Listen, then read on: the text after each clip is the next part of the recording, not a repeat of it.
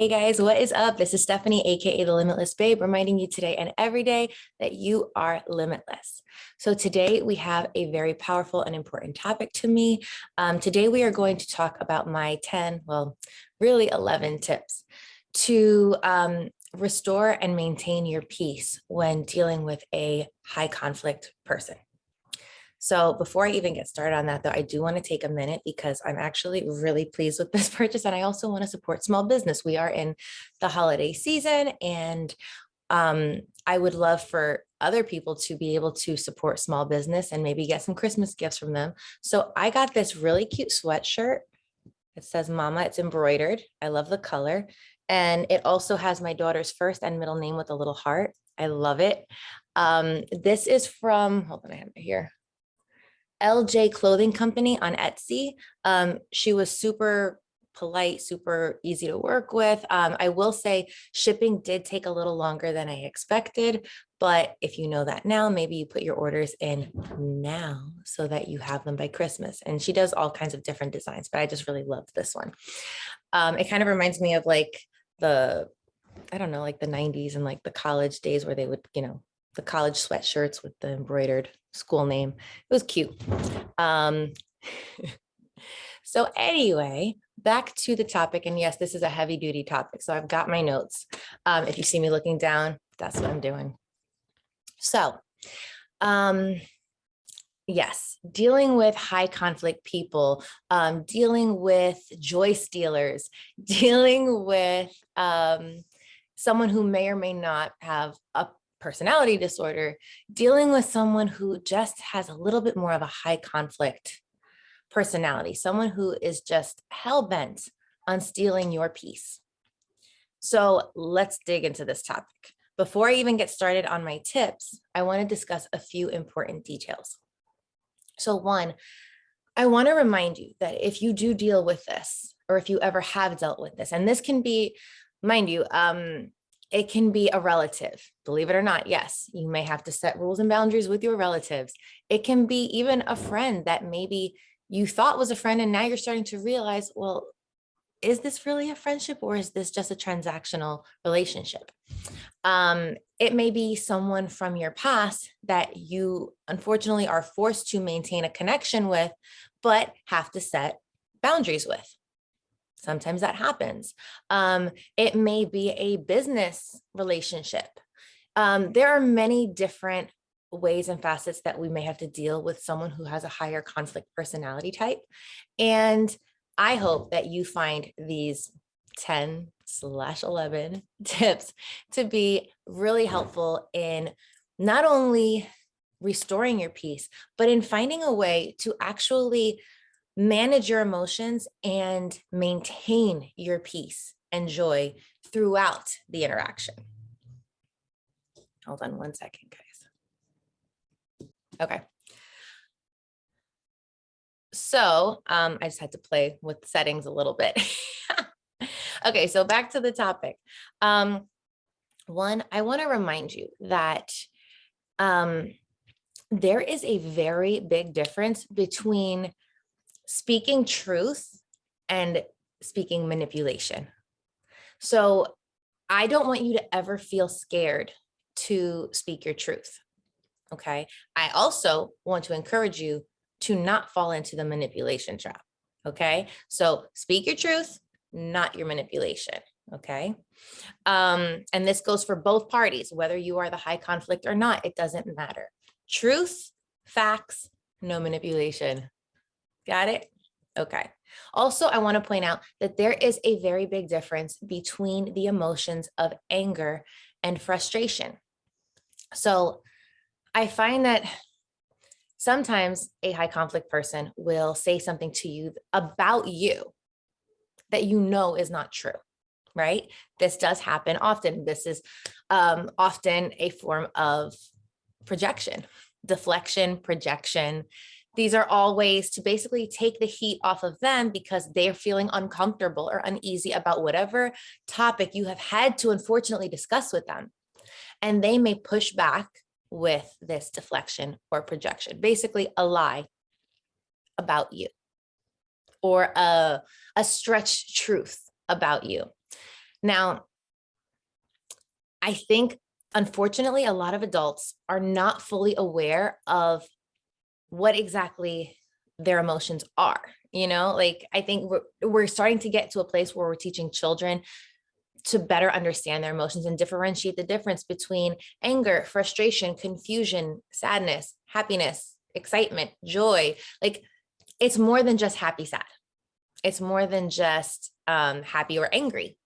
There's so many more emotions involved. And I just want to point out that one, anger is not a bad word. Okay. You are allowed to be angry. But I also want to ask you, why would you be angry about something that you know isn't true? Right? So if someone says something about me and I know it's not true, I'm not going to get angry.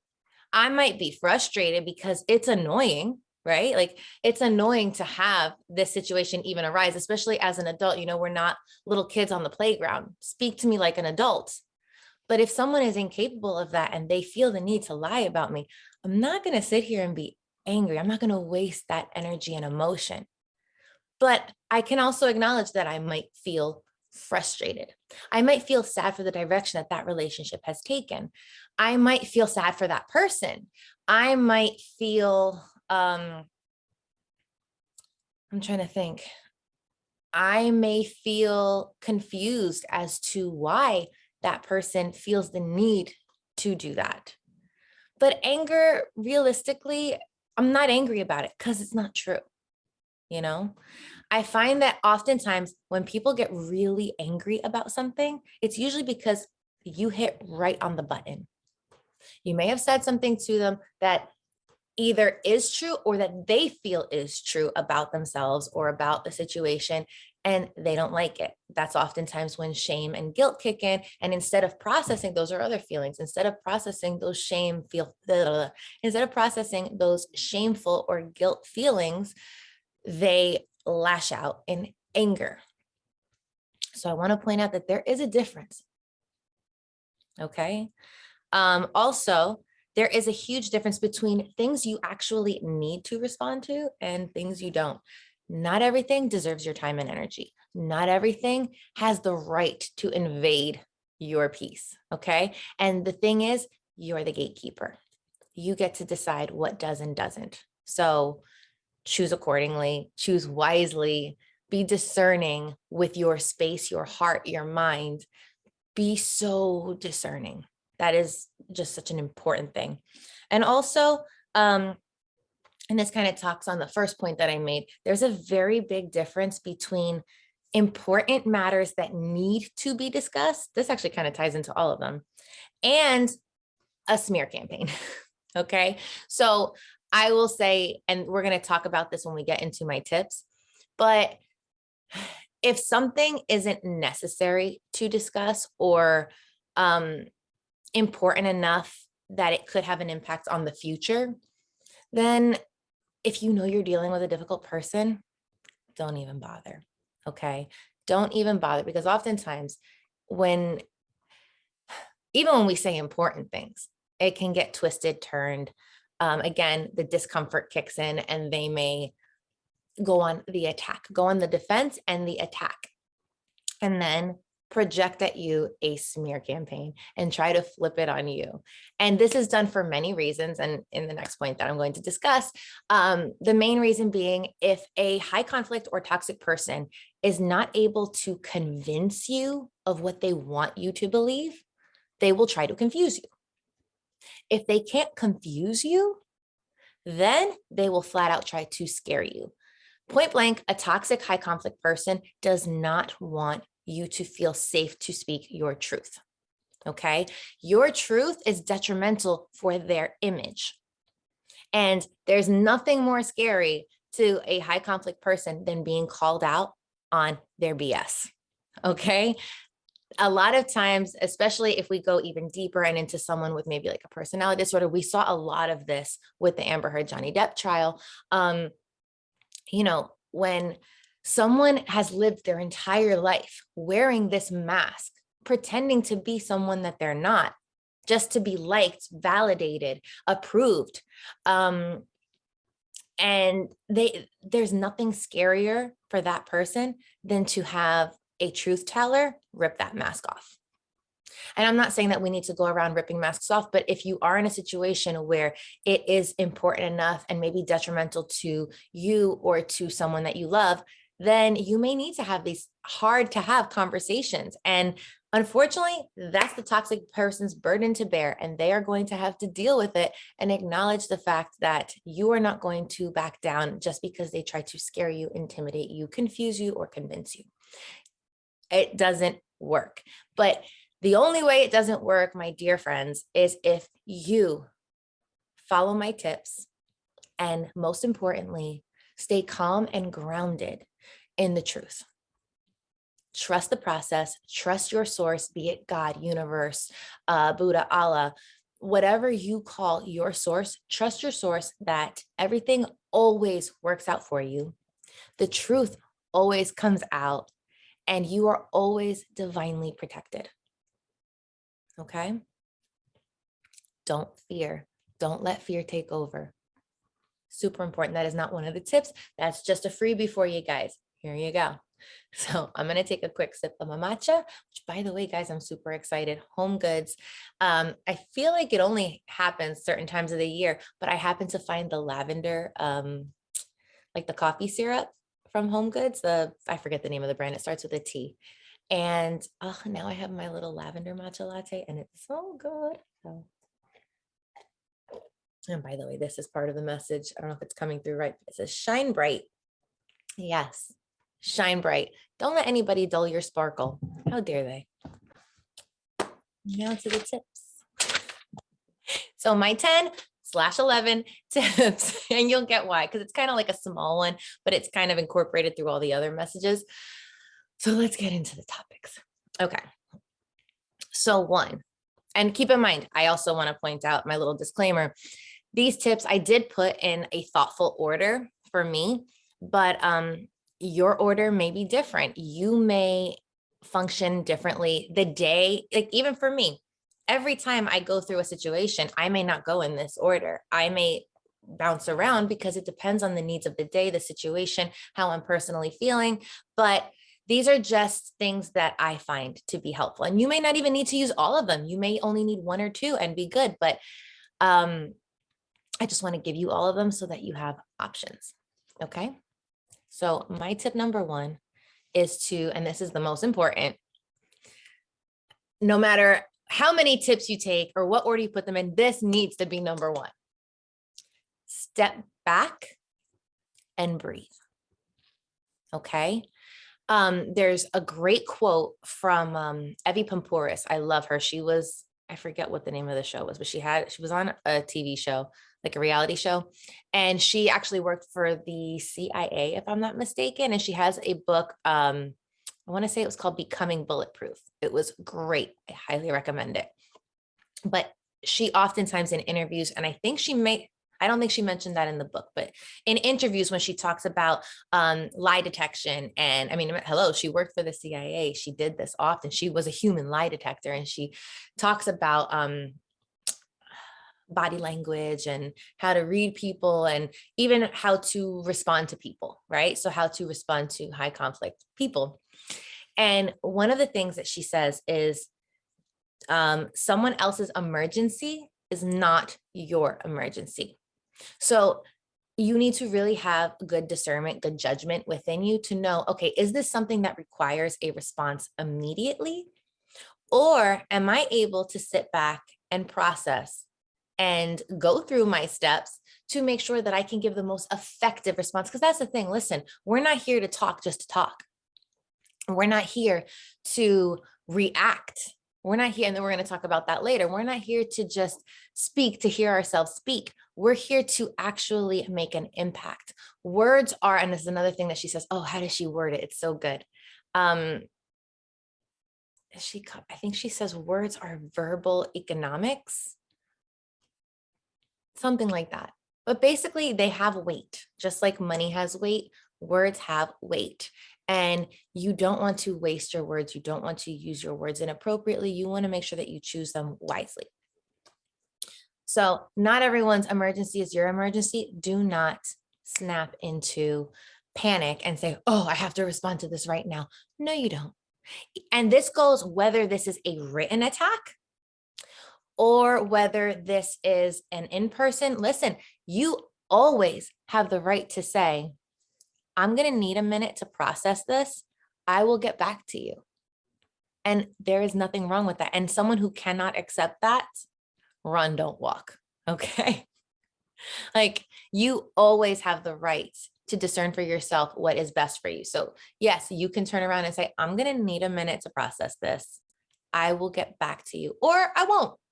You know what I mean? Like, it's up to you, but you can even just leave it there. I'm going to need a minute to process this. Have a good day. You don't owe anyone more than that. Understand that. Don't let anyone bully you or press you into rushing into a decision or an answer or a response. You don't have to do that, okay? You are your boss, not them. 2, and this one is especially helpful for me. Find the humor. Like, not for nothing, I guarantee you, if it's coming from a high conflict or toxic person, there's some humor in there. Look for the hypocrisy, manipulation, projection, or flat out lies that are meant to get a rise out of you. And instead of giving that rise, see it, observe it, and just notice how ridiculous it is. Because it is. If someone's giving you an attack like that, if someone is trying to steal your joy, I guarantee you there is some deception in what they're writing. There is some manipulation and definitely some hypocrisy. And it's downright funny. It's sad. Like, it's really sad, but it's also really funny. And let yourself laugh about that.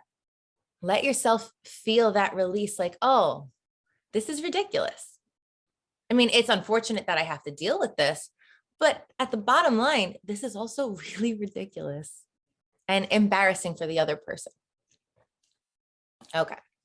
So 3, talk to a trusted friend, confidant, or therapist. This one is really important, but only if you have someone that you genuinely trust their guidance. Not everyone's advice is good advice. And even well-meaning friends who love you will give you bad advice.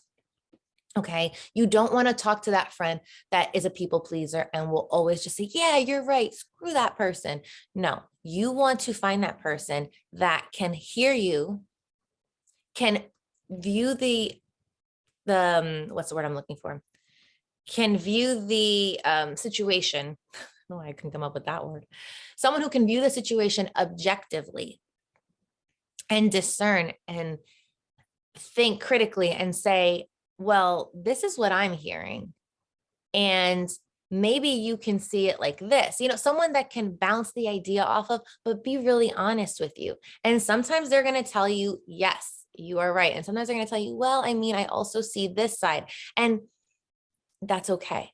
You know what I mean? You want someone that can be really objective and truthful with you so that you can give your best response moving forward. Okay.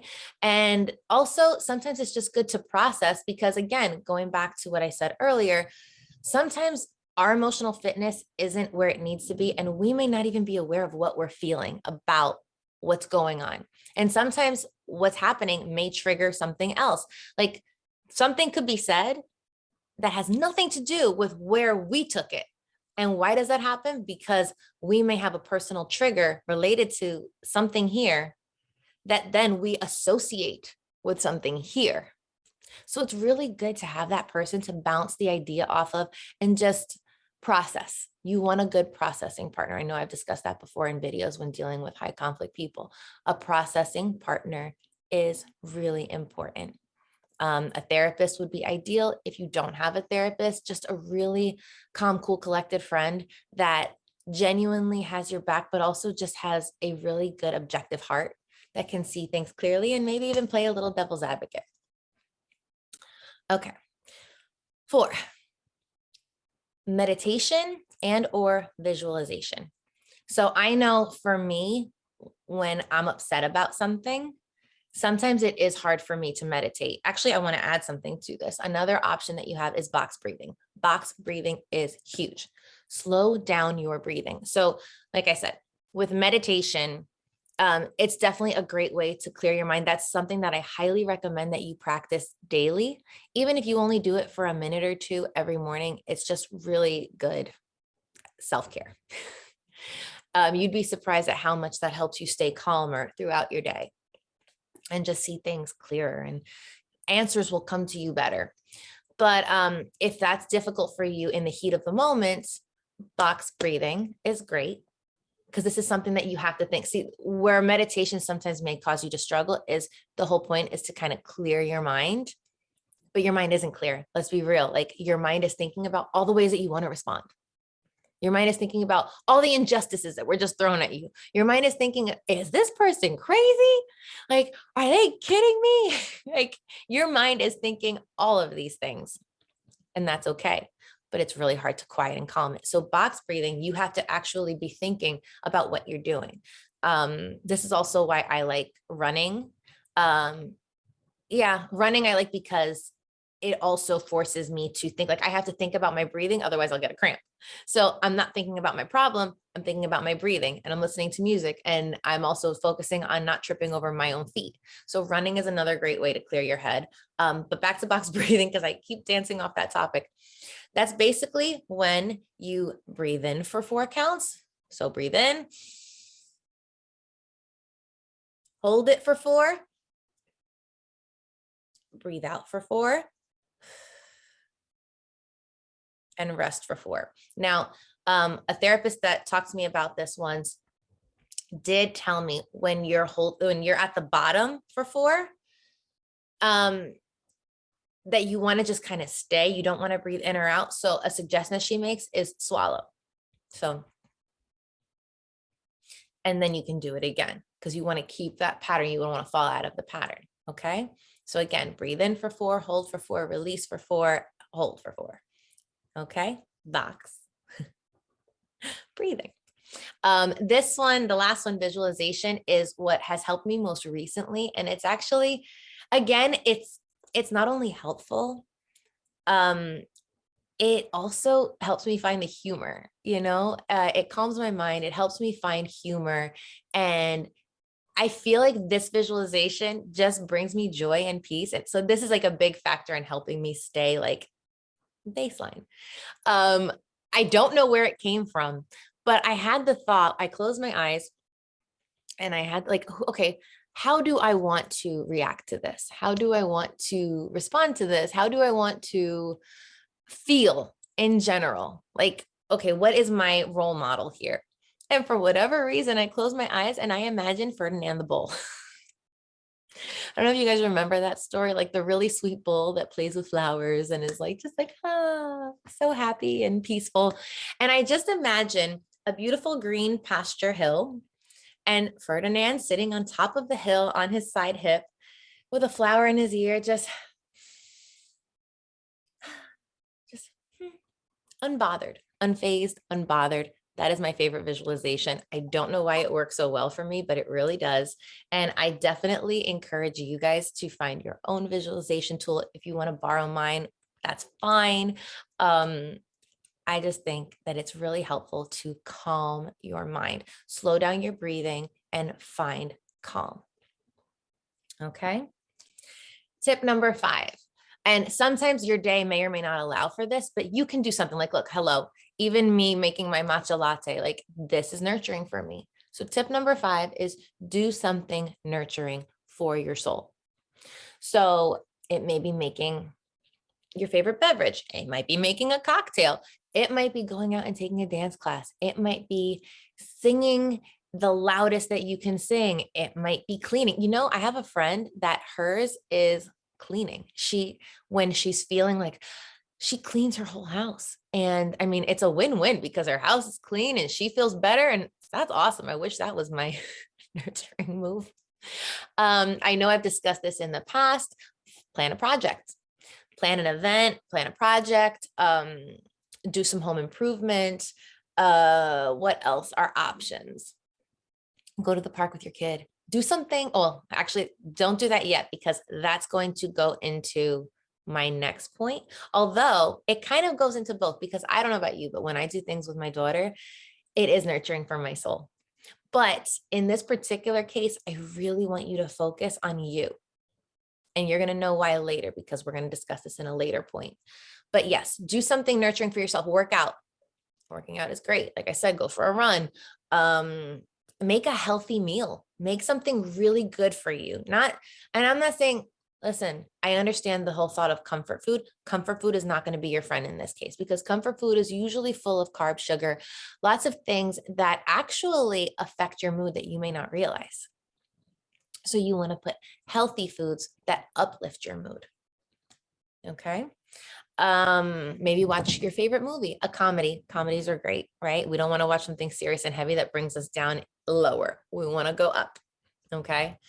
It's the tip number 6. So we've already done something nurturing for ourselves. Now do something kind for someone else. Basically, the point of this is to pull the focus off of you and make the big picture expand. So instead of hyper focusing on what's happening here, we're getting a bird's eye view of everything. Is that the right word? Bird's eye view? Or is bird's eye view? Is this bird's eye view? I don't remember.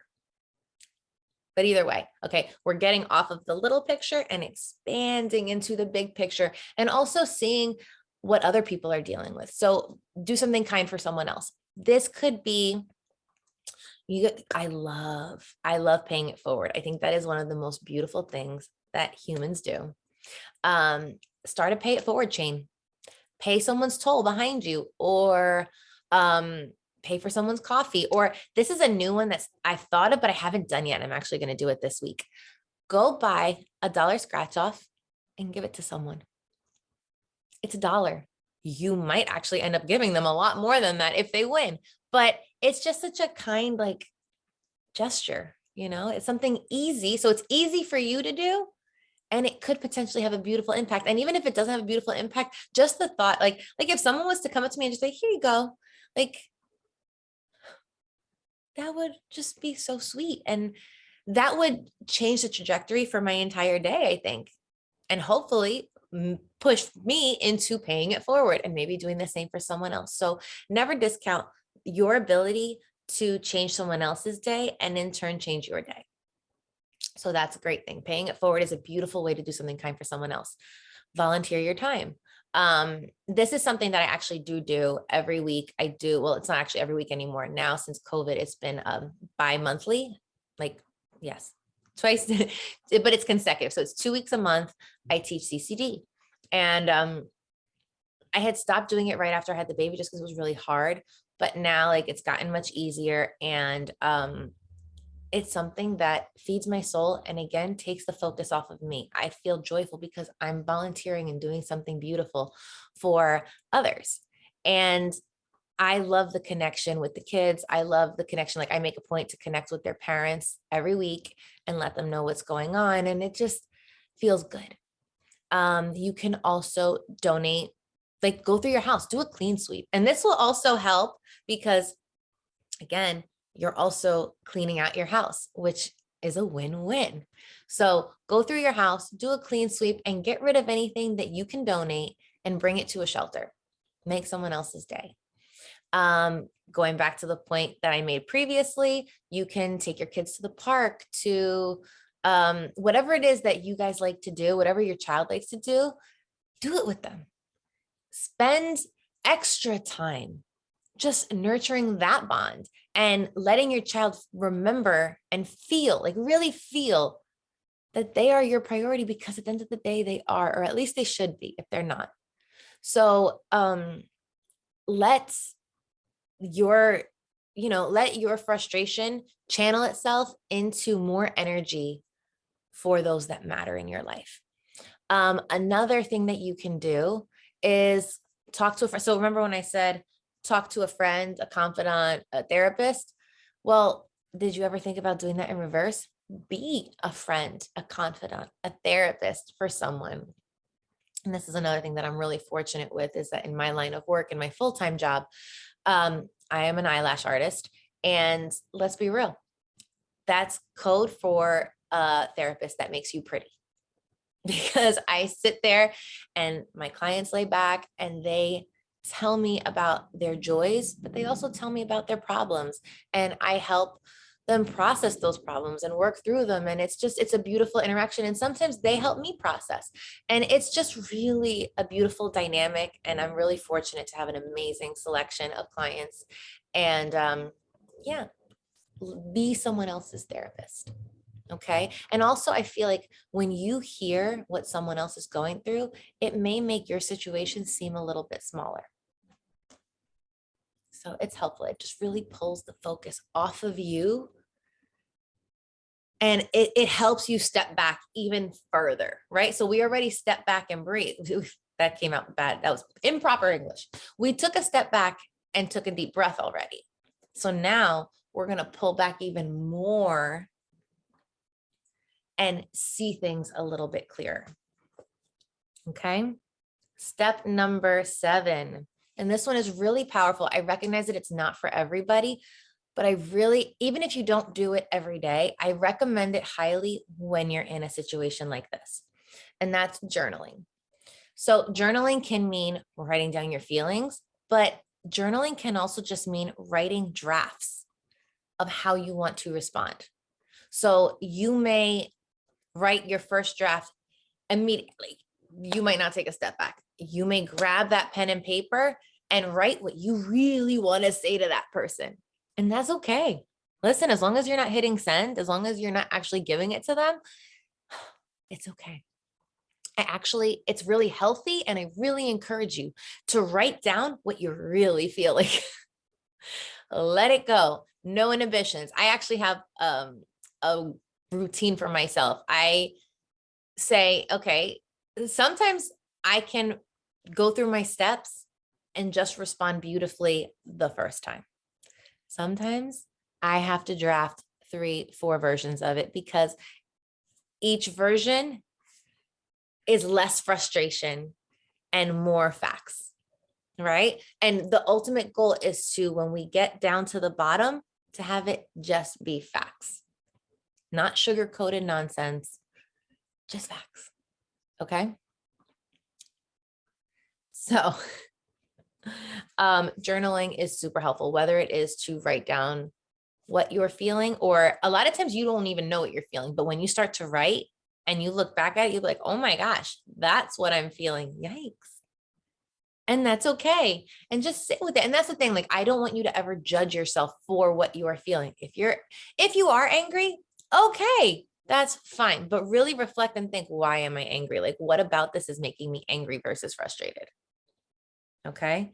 But yeah, I think it's really important and helpful to release all of the yucky, ugly feelings that we have inside, because if you don't release it, it stays in you. And if it stays in you, eventually it's like a pressure cooker. Eventually it's going to come out. It's going to explode. It's really going to wreak havoc. So you want to find healthy ways to release it, whether it's writing. And by the way, that's not the only way to release your feelings. One of my coaches has recommended in the past, like, beat the ever living crap out of a pillow. Like, let your frustrations out that way. Like, but you want to find healthy ways that don't harm yourself, that don't harm anyone else, and that let the feelings come out. Maybe that means curling up into a ball and crying and just letting it out. But it's really important. This step is super important because you don't want to hold on to yucky feelings. I am not a doctor, but I do feel like many illnesses, what's the word I'm looking for? I can't think of the word that I want to say, so I'll just use a different one. I can't help but feel like many illnesses culminate in your body because of pent up feelings. I think people forget how heavily impactful our emotional body is, and how all of that is energy, and energy does affect our physical body. Everything is energy. So if you're holding on to negative energy, it has the potential to affect your physical body. So sometimes you may be having an ailment, you may be having a pain, or God forbid, cancer. I don't know. I know I've given myself blood clots from stress. Like, I don't know if I talked about this with you guys. Oh, maybe one day I'll tell you that story. But yeah, like stress and anger and all of these yucky feelings can definitely show themselves in physical ailments. So it's super important that you find a way to release all of these things. Reiki is also phenomenal, but you have to, again, find the right person. Like, not all Reiki practitioners are created equal. I highly recommend finding a really good one and just releasing. Because remember, Reiki isn't not only a release of energy, it is also an exchange of energy. So you want to be very careful of who you choose. You don't want to take everyone's energy on. So yeah, journal or do whatever you need to get all the yucky, iggly, to get all the yucky and ugly feelings out. I think I was trying to combine icky and ugly and it came out iggly. I don't know. That was funny. Moving on. Okay. Tip number 8. This is a very powerful one as well. And this, I highly recommend that you do not skip this step. Just like I say, don't skip step number 1. Don't skip this step either. Reevaluate the situation. It's important that we revisit. And this can mean, it depends on how the interaction occurred. If it was an in-person interaction, or, you may want to replay the scenario in your head. Maybe that's the only option that you have. Maybe you have a recording of it somehow. Watch the recording, replay the situation in your head. If it's written, this is easier. Reread it from a calmer state. Reread it, because oftentimes, and this is something that I find to be very true, oftentimes when we have a relationship with a toxic person or anyone, right? When there's a certain dynamic that has been at play, you may read what is sent to you from the lens of what you know to be true about this person, right? And the reality is that, listen, did this person change? Probably not, but maybe they at least made a little bit of an effort to be a little bit better. I don't know. Maybe it is just manipulation. That happens too. Sometimes things are sugar coated and written sweeter just because it's manipulation. And that's like, you can't control that. Right. Which actually, I have to squeeze that in somewhere because that's important. But anyway, what was the point? Reevaluate. Okay. So yeah, oftentimes when we take that step back and reread or replay the situation, we may see, oh my gosh, that's not what they said at all. Like, my brain read this, but they actually said this. So I'm so glad that I came back and reread it. So that's like a really important step. Always reread and think about it. Okay. Let me see. Yes. And this is important. Very important. Just because someone says, so let's say like you reread it and no, like they said exactly what you thought they said. Okay. Well, keep in mind, just because someone says something does not make it true. Just because it's written does not make it true. Okay. You know the truth. You may have supporting documentation to back that up. You don't have to back it up. You don't have to convince anybody. You don't have to change the story in their mind. You know the truth. It's okay. Now, granted, there may be times when you do have to support your facts. And if that's the case, that's fine too. But again, I just encourage you, keep it simple and keep it to the facts. Okay. Helpful. Okay. Tip number 9. This is, again, incredibly important. This one, do not skip. Do not skip. Respond. Don't react. A reaction is rarely good. A reaction is a knee-jerk response. A reaction is usually from a misunderstood place. Look, this is why I tell you guys to journal. This is why I tell you to meditate and think about things and talk about it with someone else. Because when you respond and reread, because when you just react, you're not giving yourself time to actually think about what's going on. You're not giving yourself time to think wisely and clearly. Your brain is fogged with your emotions. And the important thing when we respond is to remove our emotions and instead focus on the facts. Okay, so no emotion or minimal emotion, facts. Okay, keep it clean. Keep it clean. Listen, just because someone wants to attack you and fight dirty does not mean that you have to fight dirty back. Keep it clean. Okay. At the very least, you want to make sure that no one can ever say that you were not respectful. Keep it clean. Another point that I want to point out in this, and this is something that I've studied from therapist Les Carter. I think he is the one that coined the phrase. I'm not sure if he got it from someone else, but the phrase is, don't wrestle with a pig. Don't get yourself dirty wrestling with a pig. You're not going to win. And all you're going to do is walk away dirty. You're going to be just as dirty as they are. Don't wrestle with a pig. You want to know how to keep your joy when it feels like all hell is breaking loose and someone is trying to attack you? Don't sink to their level. Don't get dirty. Don't wrestle with a pig. Just don't do it. Okay. Moving on to step number 10, tip number 10, whichever way you want to word it. Pull the focus back onto you, your life, your priorities, and your goals. Remember, at the end of the day, you are the main character in your story.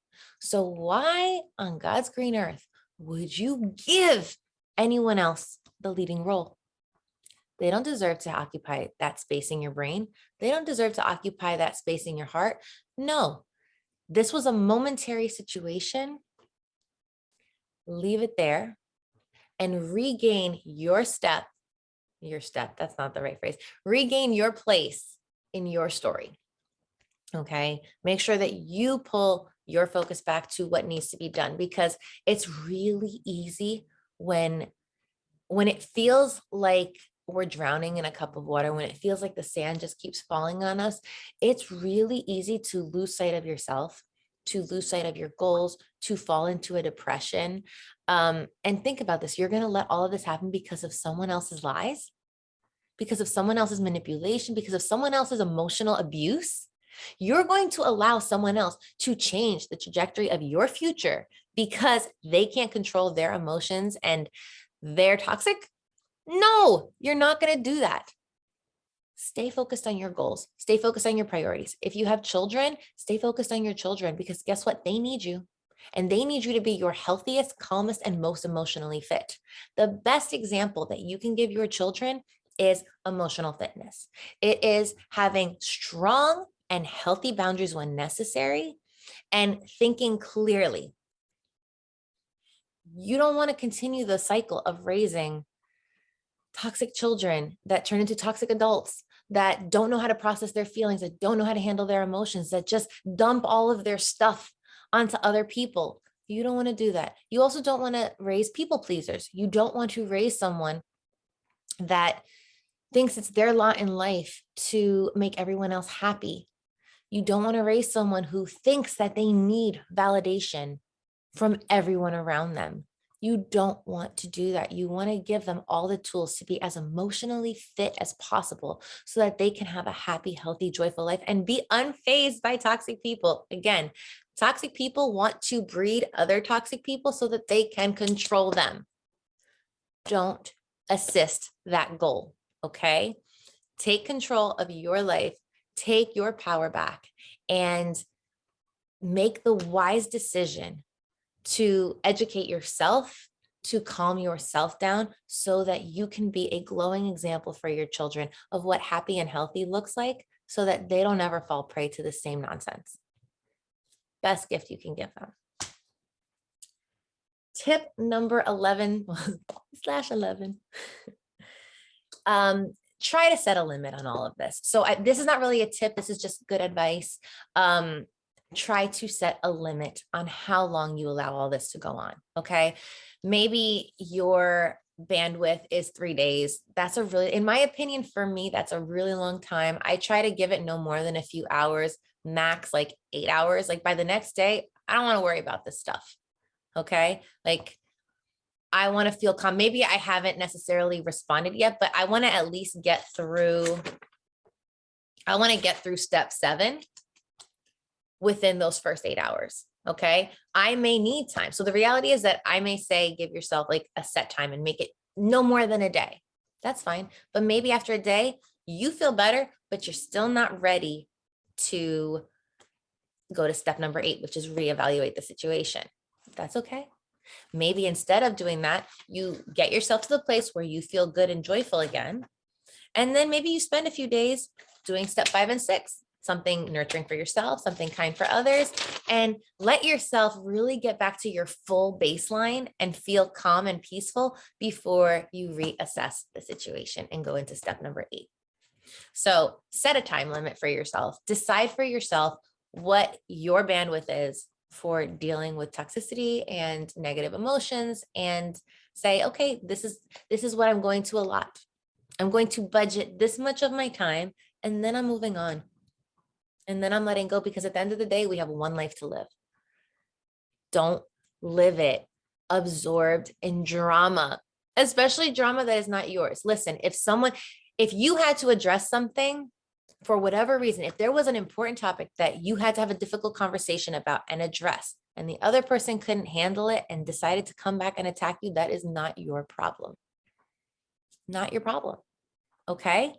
If they are not emotionally fit enough to handle what you had to address, which, let's be real, if everything was going smoothly, if everything was being handled properly, you would not have had to address something. But you should not let someone else's attempt to put you in fear block you from speaking up about things that are necessary, adjustments that are necessary. Okay? Like, don't let anyone ever silence you. Don't do it. In the long run, you will regret it, and you will feel like you have not fully lived your life. You will feel like you let your loved ones down. You will not feel your best. Speak up your truth in a way that is clear and factual. And you know what? If someone else takes it the wrong way and they try to manipulate and dance their way out of it, like I said, find the humor at that point, because like, listen, what do you want from me? I didn't do this. You did this. I'm addressing it. I want your help with it. I'm trying to find your cooperation. And if this is what you're going to do with it, so be it. Okay. You're only making yourself look bad, not me, because I'm not going to wrestle with a pig. So that's what I got for you guys. Those are my 10/11 tips on how to maintain, regain, and live a joyful life through toxicity. So I hope you found this helpful, and I hope that this is inspiring you to find your calm, to find your visualization, to find your Ferdinand, so that you can be happier, joyful, and more peaceful moving forward. In the meantime, stay limitless. Remember, just because they said it doesn't make it true. And you are an amazing creation of God, universe, source, whoever you believe in. And don't ever forget that that source has your back, and that everything in the long run always somehow manifests and works out for you if you can just release and trust the process. So have a great one, guys. Stay limitless. I love you so much, and see you later. Bye.